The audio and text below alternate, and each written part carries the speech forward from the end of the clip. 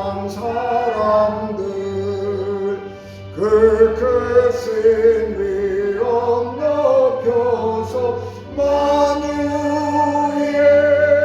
주 찬양 그 크신 위엄 높여서 만유의 주 찬양 주 믿는 성도다 함께 주 앞에 엎드려 무궁한 노래 불러서 만유의 주 찬양 무궁한 노래 불러서 만유의 주 찬양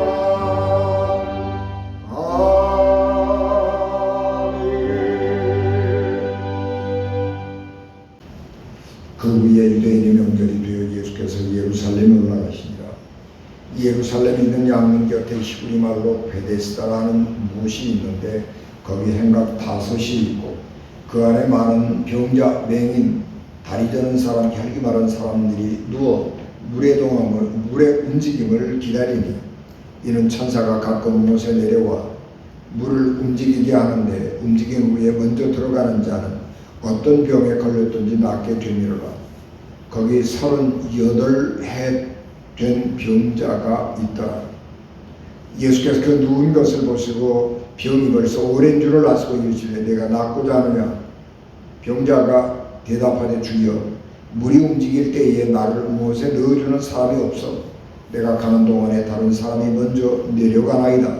예수께서 이르시되 일어나 내 자리를 들고 걸어가라 하시니 그 사람이 곧 나아서 자리를 들고 걸어가니라. 이날은 안식일이니. 아멘. 기도하겠습니다. 은혜가 충만하신 아버지 하나님, 주 예배와 사랑을 저희에게 충만하게 하시고 권능을 더하옵소서. 이 불간 종 하나님의 말씀을 전할 때에 성령을 충만하게 하시고 주의 권능을 갑절로 더해 주셔서 이 시대에 생명의 말씀을 전하게 하옵소서. 예수의 이름으로 기도하옵나이다. 아멘. 스크랜턴 서거 100주기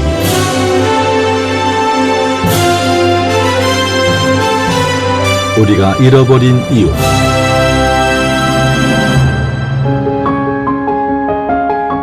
우리는 소중한 이웃과 거리가 생겼습니다. 한때 우리를 이웃으로 존경하고 바라보던 사람들은 이제 교회를 비방하며 이웃으로 더불어 살기를 불편해합니다. 그들과 선한 이웃으로 살아가려는 우리의 노력이 부족했기 때문입니다. 재상과 레인처럼 우리의 종교적 프로그램에 빠져 세상에서 상처 입은 이웃들을 충분히 보듬지 못했습니다.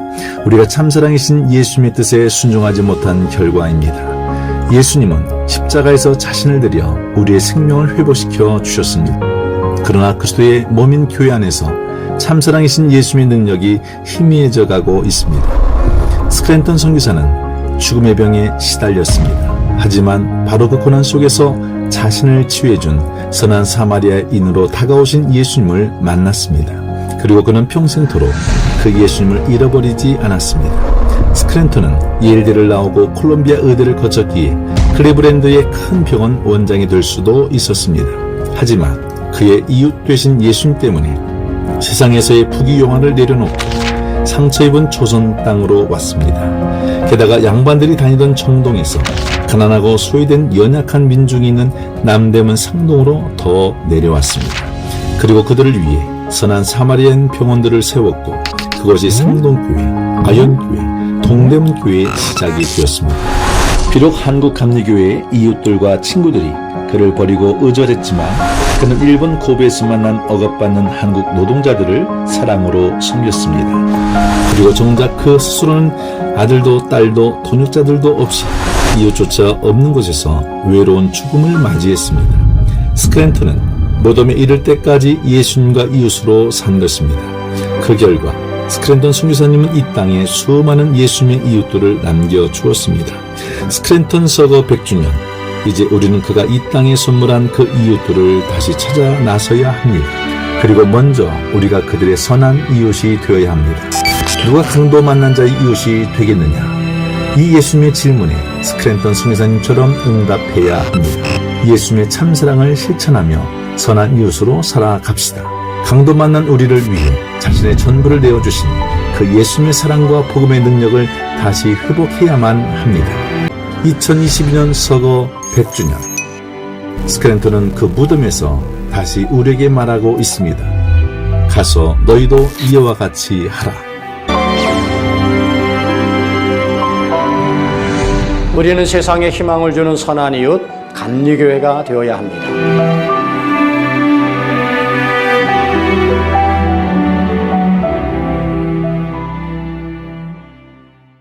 오늘은 우리 서울연회가 주관하는 스크랜턴 서거 100주년 기념 주일입니다.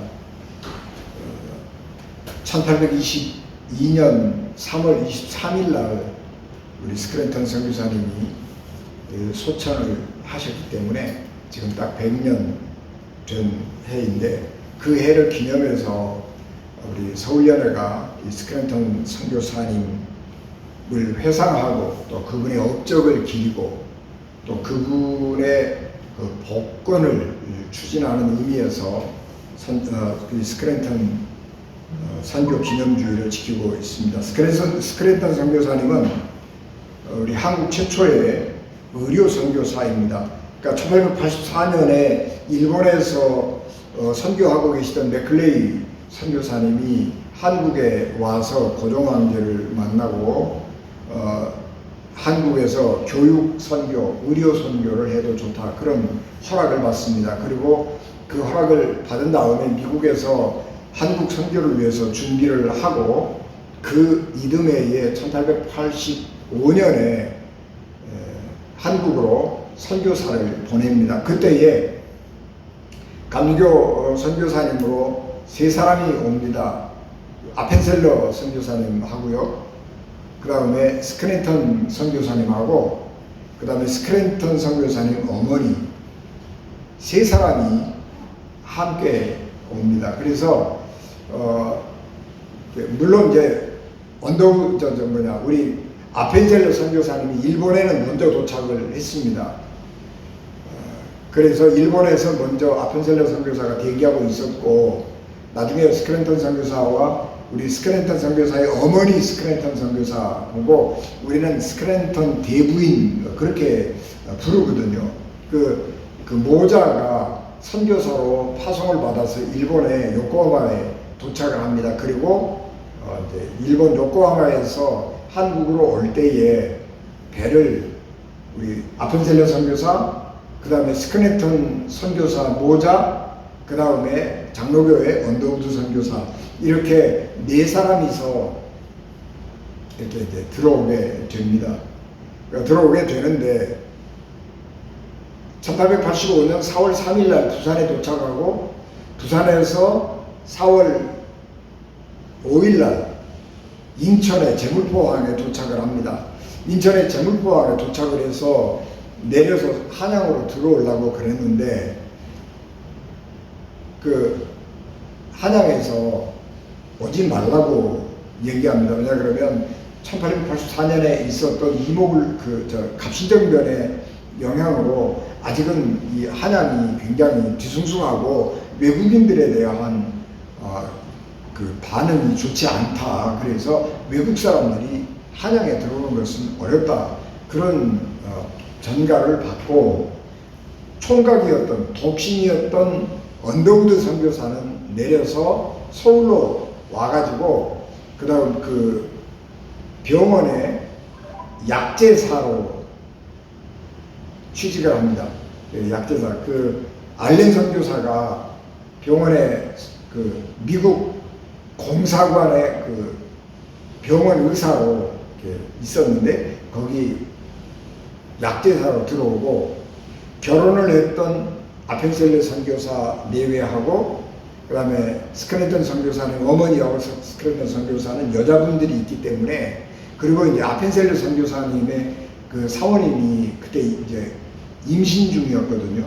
그래서 어렵다고 하는 이야기를 듣고 일본으로 다시 돌아갔다가 2달 후에 6월 20일 날 인천항에 제물포항에 도착을 해서 서울로 들어오고 그리고 본격적으로 선교 사역을 시작을 합니다. 아펜셀러 선교사님은 주로 교육사업 이런 쪽에 많이 활동을 했고요. 스크랜턴 선교사는 의사였기 때문에 의료 선교를 바로 시작했습니다. 그러니까 아까 그 영상에서도 잠깐 나오지만은 예의학을 졸업을 하고 거기서 의과대학을 졸업했기 때문에 그리고 클리브랜드에서 그 병원을 개업을 하고 있다가 어머니가 한국 선교에 대한 열망을 아주 크게 가졌기 때문에 병원을 접고 한국에 왔습니다. 그래서 의사였기 때문에 바로 환자들을 치료하고 또 그 환자들에게 약을 나누어주는 일을 할 수가 있었습니다. 그래서 이 아펜셀러가 정동의 자리를 잡고 있었기 때문에 2달 전에 와가지고요. 그래서 이제 앞에 정동으로 가서 의료 선교를 하다가 점점 가난한 사람들이 있는 쪽으로 가기 시작을 합니다. 그래서 맨 초창기에 이 아펜셀러 선교사가 간 곳은 남대문 그리고 저쪽에 아현동 애호계라고 그런 것이죠.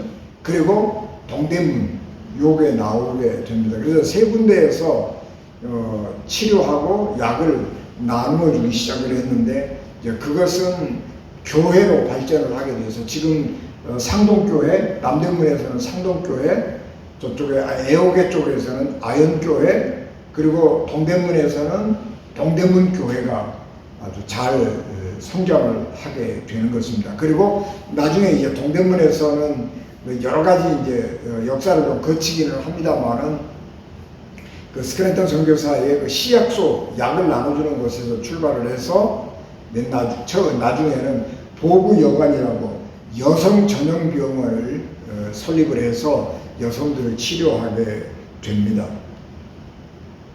우리가 아펜셀러 선교사님에 대해서는 잘 기억을 하지만 스크랜턴 선교사님에 대해서 선교사님을 잘 기억을 하지 못하는 이유는 뭐냐 그러면 스크랜턴 선교사님이 굉장히 선교를 열심히 하고 선교 사역을 넓혀 갔습니다.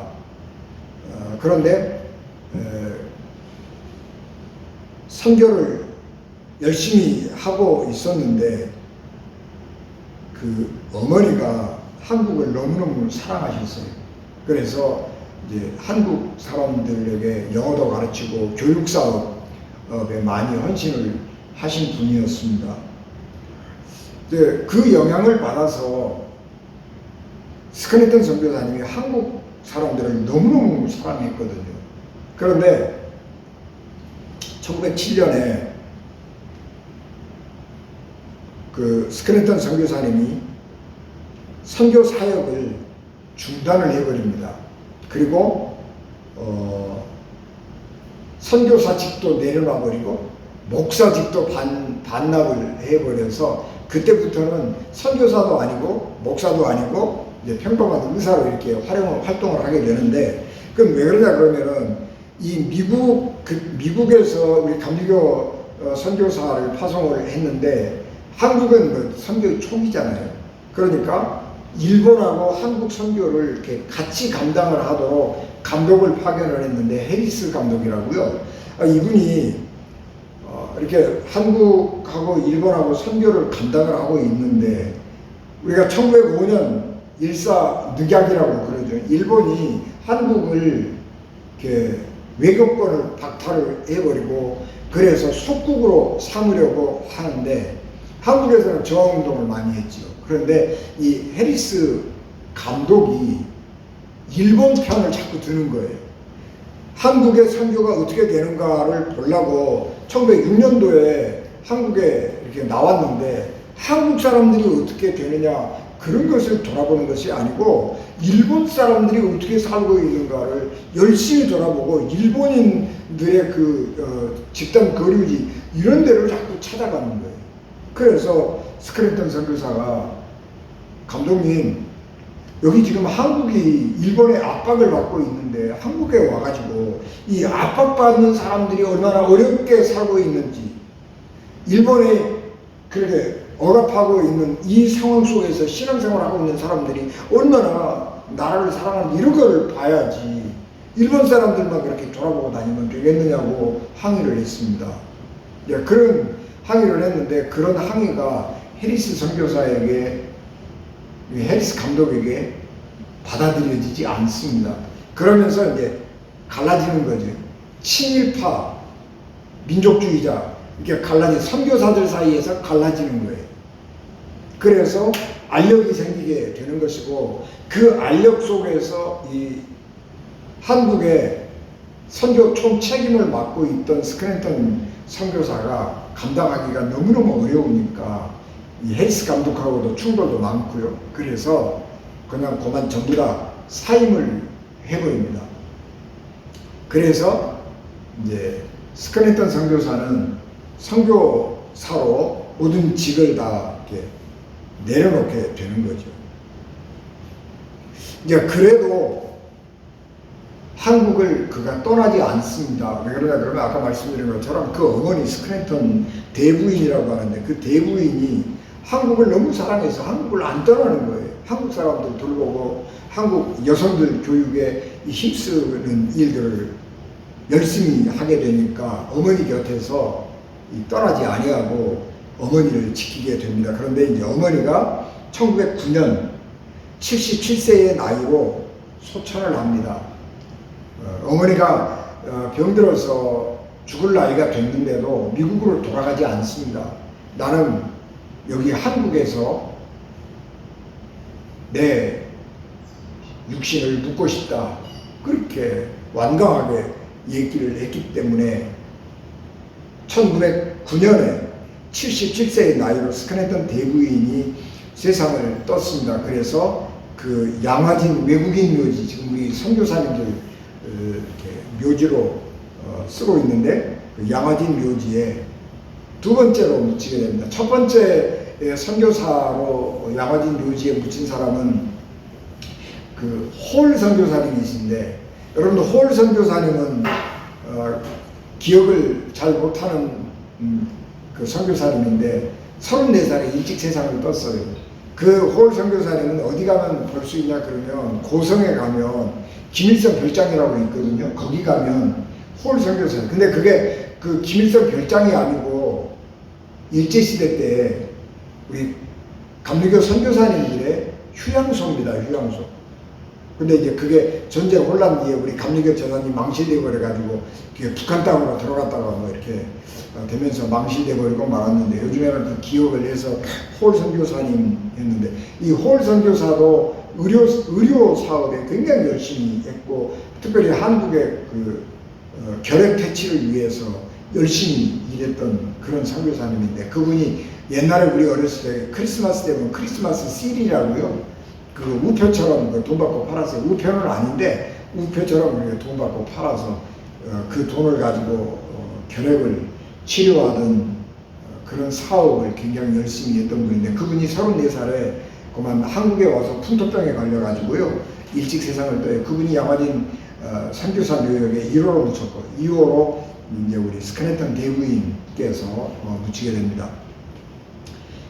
그래서 그 어머니가 한국인을 너무너무 사랑했기 때문에 스크랜턴 선교사도 목사직도 반납하고 선교사직도 반납하고 그렇게 있었지만, 평범한 한 의사로서 한국에 머물러서 한국인들을 계속 치료합니다. 그래서 선교사로 스크랜턴 선교사가 봉직했던 기간은 22년이고요. 그 다음에 어머니가 세상을 떠난 후에 여기서 머무르면서 우리 그 국립병원이라고 말할 수 있는 대한의원을 세웠는데, 그 대한의원의 국립병원이죠. 그 촉탁 의사로 쭉 일을 하다가 1916년도에 한국을 떠나서 대련으로 갑니다. 그리고 거기서 있다가 1917년에 일본으로 돌아갑니다.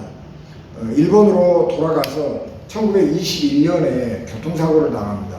21년에 교통사고를 당하고 투병하다가 1922년 3월 23일 날 일본의 고베에서 소천하셨습니다. 그래서 지금 그 스크랜턴 선교사님의 무덤은 여기 그 고베가 있고요. 스크랜턴 선교사님이 30세에 한국에 와가지고 60세까지 이렇게 30년간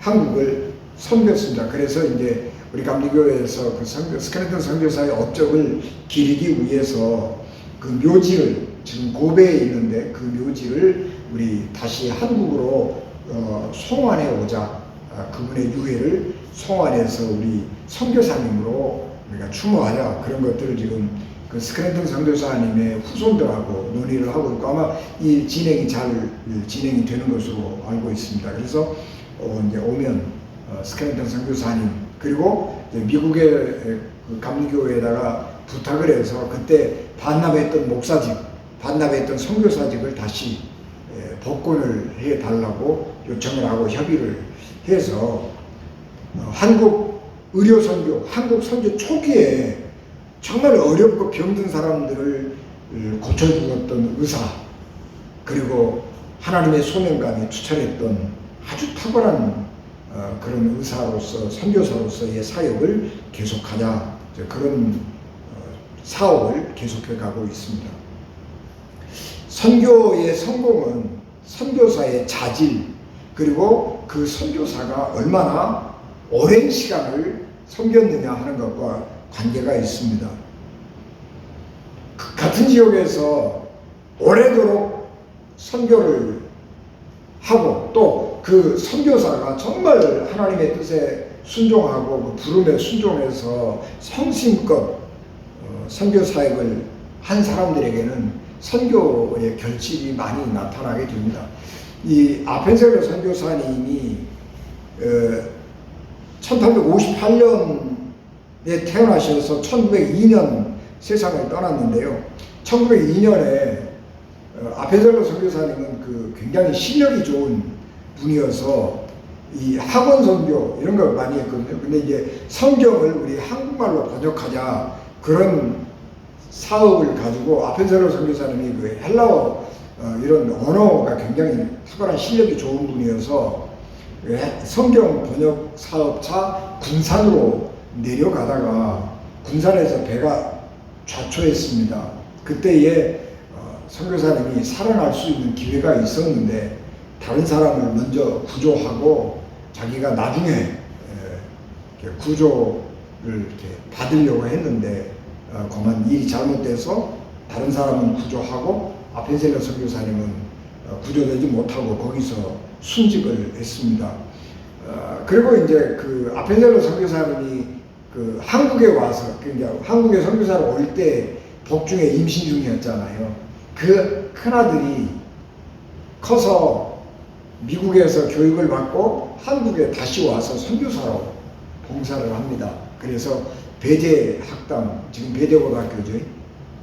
배제고등학교 교장을 하면서 나라를 이렇게 그 학교를 아주 잘 발전시켰습니다. 그래서 대를 이어서 이렇게 했고요. 그 스크랜턴 선교사님의 딸도 나중에 자라서 한국에 와가지고 영어를 가르치는 교사로 섬기고 봉사하고, 그렇게 가족이 대를 이어서 한국의 복음화를 위해서 또 한국의 그 가난하고 병든 사람들을 구원하기 위해서 많이 애를 쓰고 했습니다. 그래서 우리가 이런 잊어버린 선교사님들입니다만 스크랜턴 선교사 모자의 그 수고, 또 한국 복음화를 위해서 평생 헌신하신 분으로서 기억하고 그분의 그 신앙과 헌신을 기어나가고 이어나가는 것이 우리의 일이다, 그런 생각을 하고 우리 선진들의 믿음이 있어서 우리가 오늘 있다라고 하는 생각하고 감사해야 할 줄 믿습니다. 예수님께서 명절에 예루살렘에 올라가셨습니다. 그날은 성전으로 가지 않고 베데스다라고 하는 연못이 있는 곳으로 갔습니다. 이 베데스다 연못은 간헐천입니다. 간헐천이라고 하는 것은 평소에는 이렇게 물이 안 솟아나는데 가끔씩 이렇게 물이 솟아오르는 그런 우물이 간헐천이라고 그러죠. 근데 그 베데스다 그 샘에서는 이상한 전설이 하나 있는데, 물이 이렇게 솟아오를 때 제일 먼저 그 물에 뛰어드는 사람은 어떤 병이든지 낫는다, 그런 전설이 있었습니다. 그래서 많은 사람들이 병을 고치겠다고 하는 소망을 가지고 환자들이 거기에 모여 있었습니다. 예수님께서 그 베데스다 못으로 샘으로 가셨는데, 그 중에 어떤 한 사람이 눈에 띄었습니다. 첫눈에 보기에도 병이 굉장히 오래되고 병석이 짙은 어떤 한 남자를 보게 됩니다. 그래서 예수님께서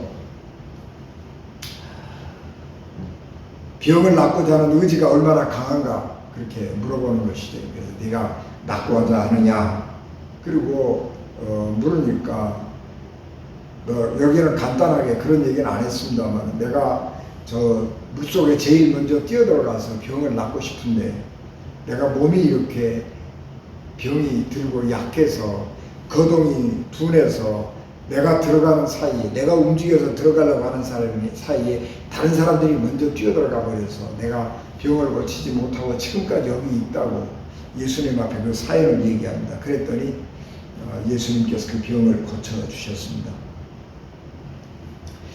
복음이 능력 있죠. 선교에서 복음을 전하는 사람의 의지도 굉장히 중요하죠. 그러니까 복음을 전하려고 하는 사람이 의지를 가지고 전할 때에 그 복음은 능력이 있기 때문에 그 사람들을 변화시키는 능력이 있습니다. 그런데 그보다 더 중요한 것은 뭐냐 그러면 복음을 받아들이려고 하는 사람들의 의지예요. 내가 병을 고치고 싶다라고 하는 의지가 없다면 모든 노력이 다 쓸데가 없는 거예요. 그러니까 예수님도 꼭 물어볼 때 네가 병을 낫고자 하느냐 그러고 물으시는 거예요. 그 얘기는 뭐냐 그러면 그 사람의 의지, 환자가 얼마나 병 낫고자 하는 의지가 있느냐 그걸 확인하는 거예요. 그리고 예수님이 그 의지를 확인한 다음에 병을 고쳐주시는데 꼭 뒤에다 뭐라고 그러냐 그러면 네가 내 믿음이 너를 구원했다 그렇게 말씀을 하는 거예요. 그러니까 이 환자의 의지, 그게 굉장히 중요한 것입니다. 사람에게 제일 어려운 게 뭐냐 그러면 자기 상황을 모르는 거예요. 그게 제일 어려운 거예요. 병 들었는데도 내가 무슨 병이 든 줄도 몰라요. 그러면 못 고쳐주는 거예요.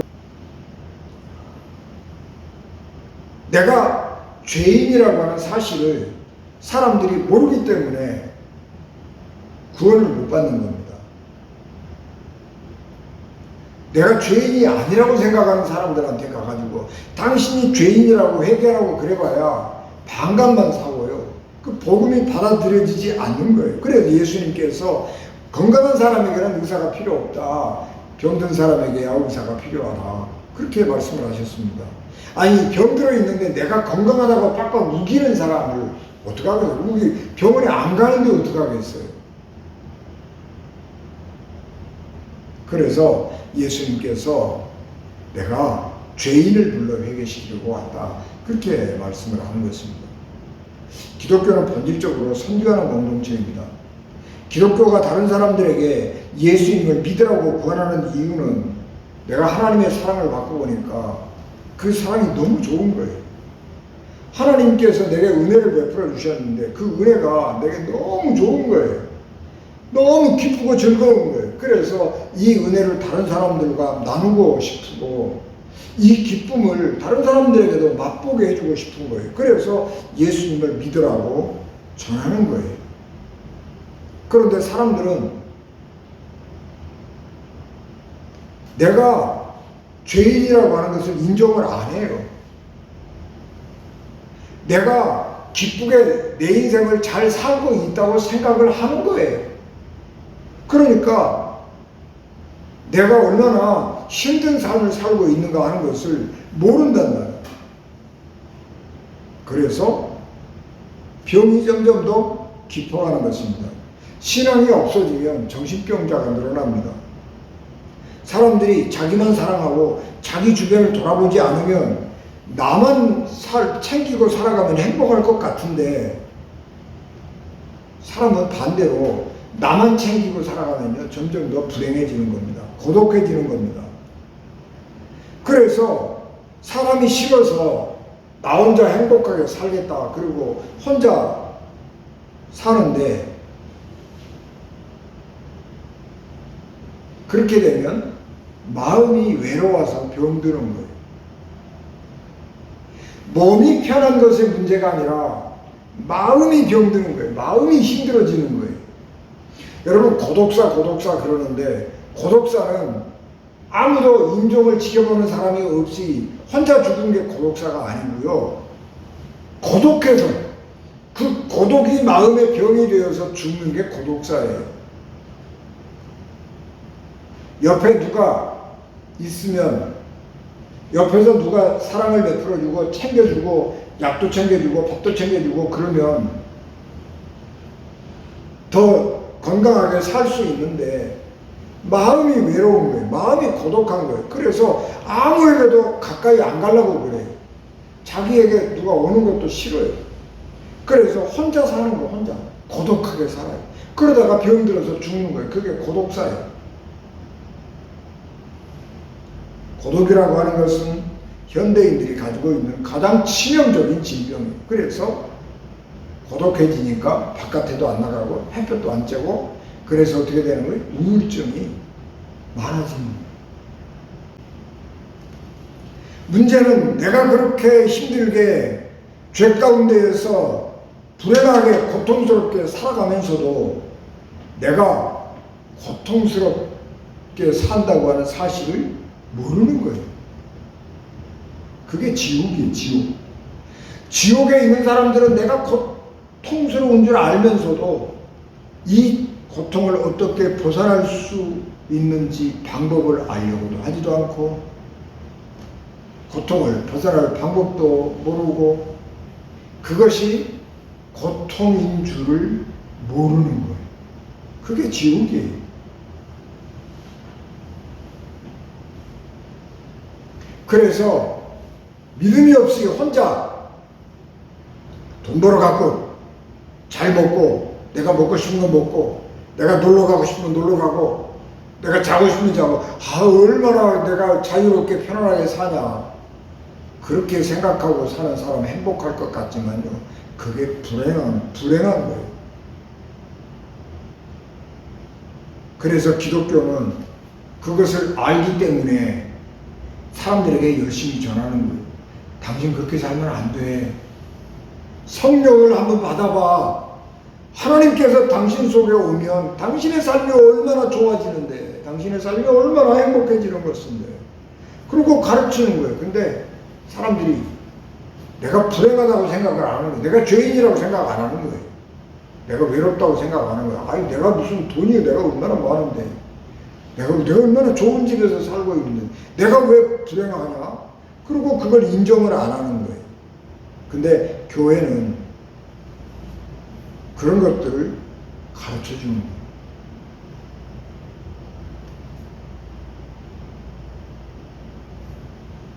하나님을 사랑하고 하나님의 사랑을 받는다고 하는 것이 얼마나 행복한지를 전달해 주는 것.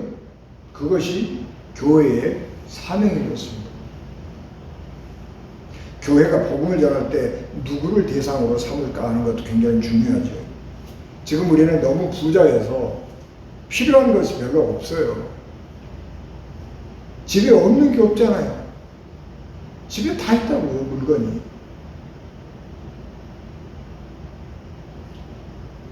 또 사회복지제도가 잘 정비되고 시설이 잘 되어 있어서 어려움을 당하면 쉽게 도움을 받을 수 있습니다.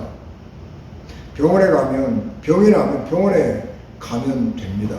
그래서 사람들은 복음이 별로 필요하지 않다고 생각해요. 교회가 별로 필요 없다고 생각을 하는 거예요. 아니 교회 내가 교회 안 가도 가만히 있으면 사회복지 시설에서 와가지고 돌아보잖아요.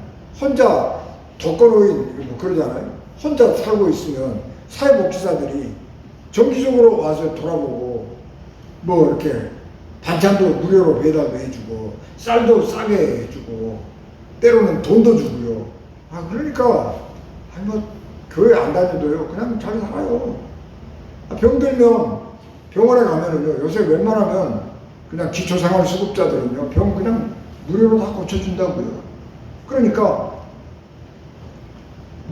교회가 필요 없다, 믿음이 필요 없다, 그렇게 생각을 하는 것입니다. 그래서 우리 사회가 점점 믿음이 별로 필요 없어지는 사회, 복음이 필요하지 않다고 생각하는 사회로 변해가 버리는 것입니다. 예수님이 복음을 전할 때 많은 사람들에게 복음을 전했고 다양한 사람들이 예수님을 믿었습니다. 그런데 그 중에서 이 아주 사회 지도층이었던 아리마다 요셉 같은 사람도 있고 니고데모 같은 사람도 있죠. 이 사람들이 예수님의 시신을 거두 수습해다가 장례를 치러 주었지요. 그러나 이 사람들은 아주 예외적인 사람들이고 대부분 많은 사람들은 예수님을 적대시했어요. 나는 하나님을 잘 믿는다고 생각했던 바리새인들은 예수님을 잡아 죽여버렸어요. 예수님을 가장 열광적으로 받아들이고 환영하고 예수님의 기적을 경험했던 사람들이 누구냐 그러면 가난하고 병든 사람들이었어요. 그 사람들은 내가 누군 줄 알아요. 나는 가난한 사람이야. 나는 몸에 병든 사람이야. 나는 예수님의 도움이 필요해. 그렇게 하고 예수님에게 도움을 요청했어요. 그래서 기적을 경험한 거예요. 오늘 우리도 마찬가지로 내가 그런 사람이라고 하는 것을 알아야 되는 거예요. 근데 그게 하나님의 은혜가 아니면 모르거든요. 하나님의 은혜를 받으면 내가 참 죄인이다. 내 속에 정말 나쁜 게 많이 들어있다. 그런 생각을 하게 되는 것입니다. 그러면 복음을 잘 받아들일 수 있게 되는 거예요. 그래서 가난한 사람들이 복음을 잘 받아들이는 거예요. 그러니까 우리가 지금 한국은 세계적으로 굉장히 부자여가지고 복음 잘 안 받아들이잖아요. 아까 얘기한 것처럼 필요한 게 없어요. 너 하나님의 사랑이 아니래도 내가 사는데 부족함이 없는데 그렇게 생각하니까 복음을 잘 안 받아들여요.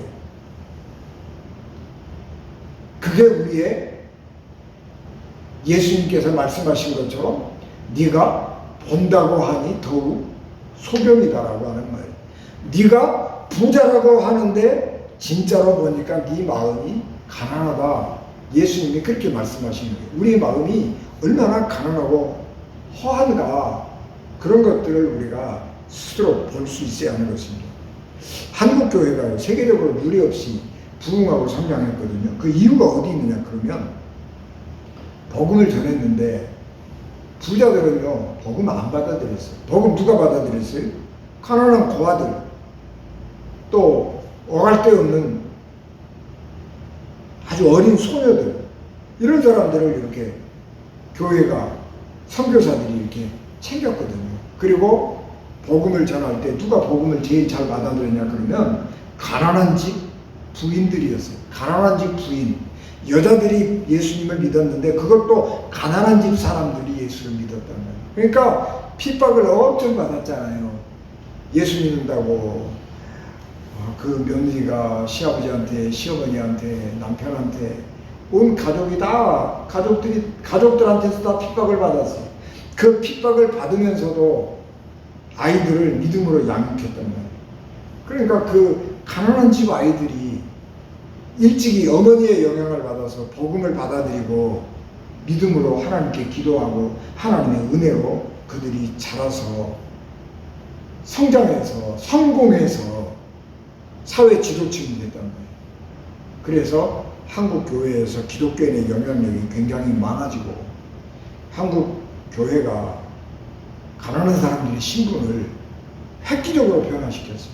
그게 한국이 기독교가 성공할 수 있는 아주 좋은 원인이 된 것입니다. 중요한 것은 오늘 우리가 아무리 물질적으로 풍요롭다고 할지라도 우리 마음이요 내가 얼마나 가난한가 그런 것들을 알아야 돼. 내 마음을 자세히 들여다보면서 내가 얼마나 힘든 사람인가 그런 걸 알아야 돼. 사람들 보고 좀 마음을 내려놓으십시오, 비우십시오 그러면 아니 내가 가진 것도 없는데 내가 뭘 내려놓고 또 내려야 될 게 있느냐 그러고 얘기를 하는 거예요. 그러나 여러분 우리가 하나님의 말씀 앞에서 나를 많이 비춰보면 나를 붙들고 있는 게 내가 얼마나 많은지 몰라요. 내가 붙들고 사는 게 얼마나 많은지 몰라요. 세상 즐거움, 인생 즐겁게 사는 게 최고지. 그리고 세상 즐거움에 탐닉하는 거예요. 돈 있으니까, 차 있으니까 놀러 가자. 그러고 나가서 놀다 오고 맛있는 거 사 먹고, 그래서 돈이 최고다. 그래서 돈 버느라고 몸매고 살고, 내가 다른 사람들보다 집이 없어서 내가 이렇게 그 집 걸로 사나, 그리고 다른 사람들하고 비교해보면서 내가 불행하다, 그리고 생각을 하고, 그러면서 우리가 한편으로는 나는 부족함이 없어 행복해 그러고 살지만, 우리가 얼마나 엉뚱한 거 붙들고 공허하게 불행하게 살아가는지 모르는 거예요. 근데 우리는 그것을 알아야 돼. 나 자신을 알아야 돼. 내가 얼마나 쓰잘데기 없는 거 붙들고 사는가, 그런 걸 알아야 된다. 죽음을 경험해 본 사람들은 그런 거를 알아요.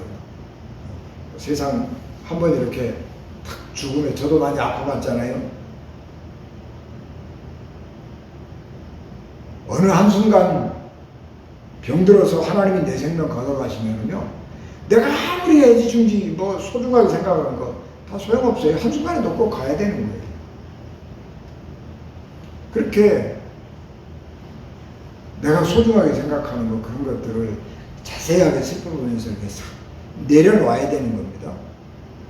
그래, 나를 알아야 되는 거예요. 나를 알아요. 그래야 구원의 길이 열리게 되는 것입니다. 그리고 필요한 것이 있다면 다른 사람들에게 내 것을 나눠줄 수 있어야 합니다.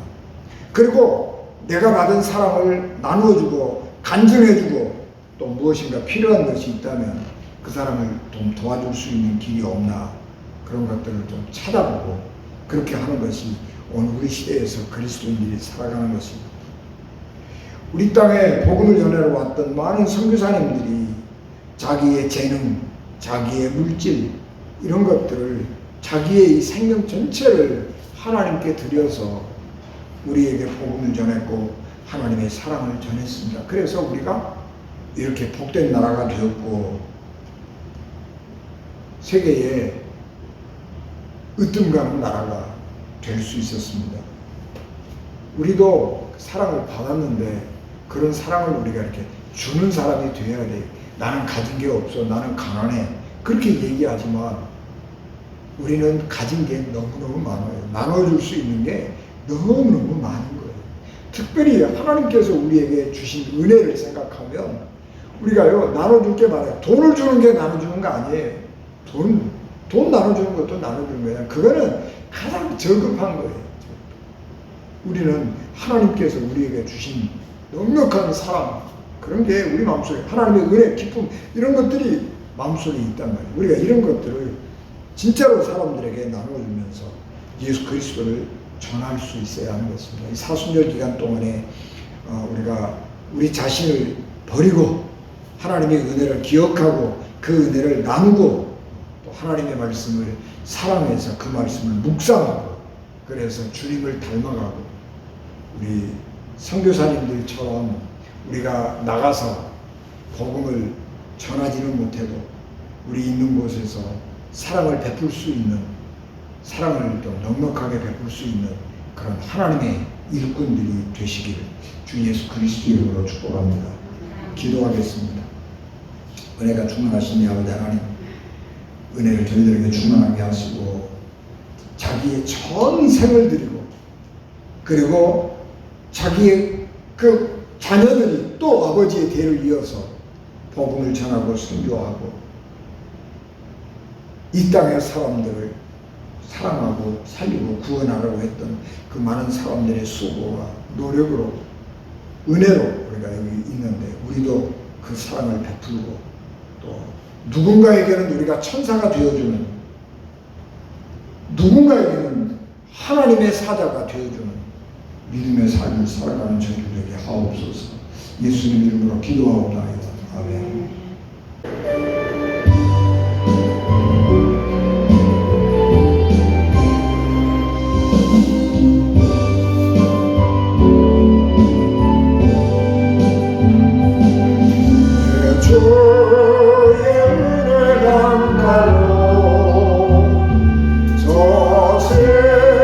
십자가의 강가로 내 주의 사랑 있는 곳 내 주의 강가로 내 주의 은혜 강가로 저 십자가의 강가로 내 주의 사랑 있는 곳 내 주의 강가로 가란 나의 영혼을 생수로 가득 채우소서 피곤한 내 영혼이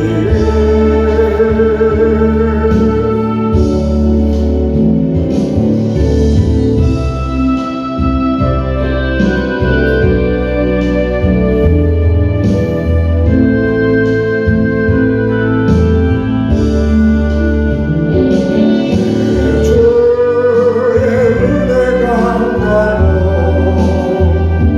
저 십자가의 강가로 내 주의 사랑 있는 곳 내 주의 강가로